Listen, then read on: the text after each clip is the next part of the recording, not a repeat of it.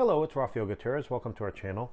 Now, it's funny to think that in martial arts, there are some people who take everything on the surface and just go into that.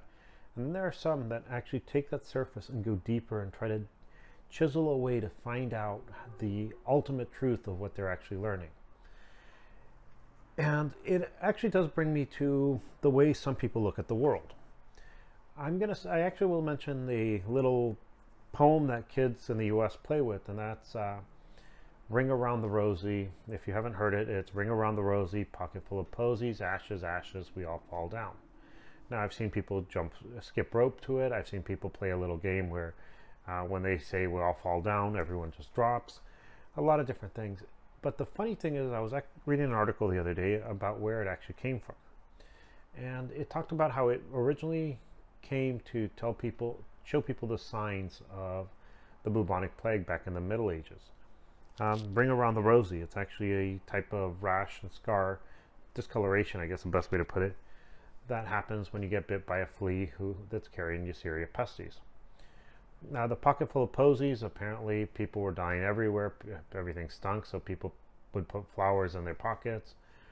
Ashes, ashes, the skin would actually turn ash-like, we all fall down, again, everyone's dying.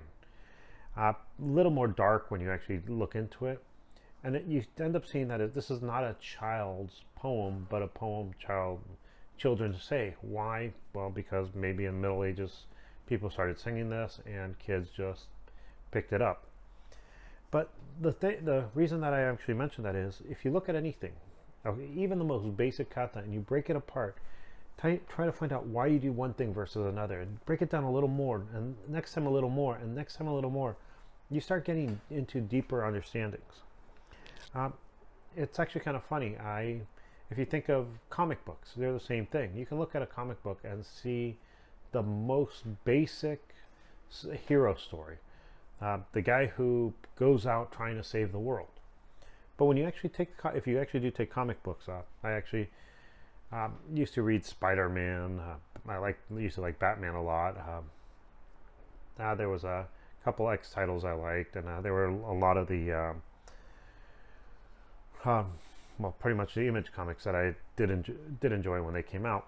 And one of the things about this is these are not, they're just superheroes with power. If you actually take someone like Iron Man, who now is a household name, you actually notice that Iron Man is not a hero who just has power and he can go into the world and fight. He's actually he's an engineer. He's actually making his stuff using the scientific method, seeing what works. And that actually is what makes him interesting. There are heroes, by the way, that you will notice that don't have the science background, and they never really become as big as the ones that do have a science background. For instance, if you actually take Superman, you see that he's in his Fortress of Solitude. He is conducting a lot of scientific experiments. Batman, another big one. If you actually look at the Hulk, you have a guy who made his own power accidentally by working on himself. You have a lot of different things, ideas that science can actually give you great things or can end up leading to problems.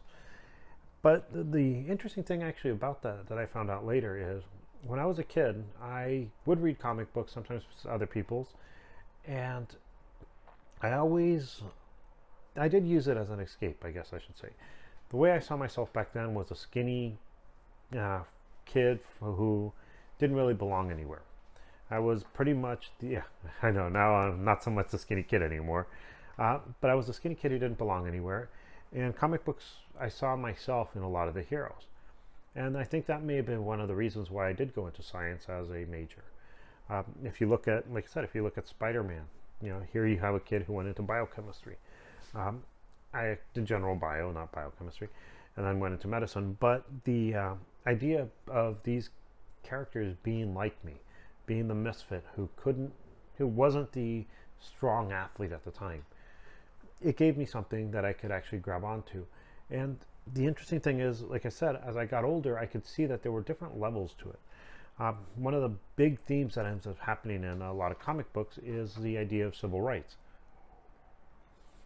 Now, you think of the one that usually people talk about is X-Men, where what you have is you have people being discriminated because they have a special power. I will tell you, growing up, I spoke Spanish, and a lot of times I felt, and maybe, like I said, maybe it was not, I don't think it was intentional. I don't think it was anything other than the time period that we lived in. But I did feel as if I was not welcome in a lot of things because I was different. I spoke Spanish, something that we do see in a lot of the comic books. And one of the funny things about comic books is you also have another side to it, which is more for those of us who are in martial arts, and that is martial arts are rampant in comic books. You take someone like the Daredevil, they actually made him into martial artists. Batman, again, obviously the ultimate Superman, right? And you do have all these different things that can happen, and just like the Ring Around Rosie poem, comic books have different levels to them, and martial arts also have different levels to how you can look at it. You can take the Fugata itch, and you can be like the pseudo-intellect who looks at the comic book and says, child's, and doesn't look past it. Or you can take the first kata, let's say Fugata itch or Pinan Shodan, and you can dissect every inch, every movement, every placement of a toe in the kata, and you can find some amazing things. You can end up doing stuff where, this here ends up not being just a block. It tends to be something different. It tends to be whatever you need it to be. Kind of remembering, for some reason, what's his name? Rene Magritte, and his painting of a pipe, which says "This is not a pipe" in French. The idea being, people look at something and they automatically say, "This is a block. This is a high block," but they can't, and so they limit themselves to what it could be. For instance, if you actually are doing this, what's the difference between coming up this way here for a block and coming up this way for an uppercut? And so, one of the big things is a lot of times people as a whole, we will look at things and we will fail to see the correct thing because we discount it as just a child's toy. We don't see the depths that it can actually go into. And some people will say, well, you're just looking into something that's not, if you look deep enough, you'll find something in everything. And I agree with that. There's actually a thing that I found on my last trip to where I drove up the coast with my girlfriend. It's not this one. This one's actually by train and me alone. But one of the things I actually ended up finding is there's the difference between the ordinary and extraordinary is the person who actually observes it and looks and actually wants to see the extraordinary. Truth is, for most of it, it's right there. The extraordinary is right in front of us, but we fail to see it because, well, we're looking at it as an ordinary thing. So I challenge anyone who watches this to go out, look at your katas, look at your techniques, and try to break them down and make everything as deep and as possible. Make everything you can extraordinary and see what happens to your life. I hope you enjoyed this and have a nice day.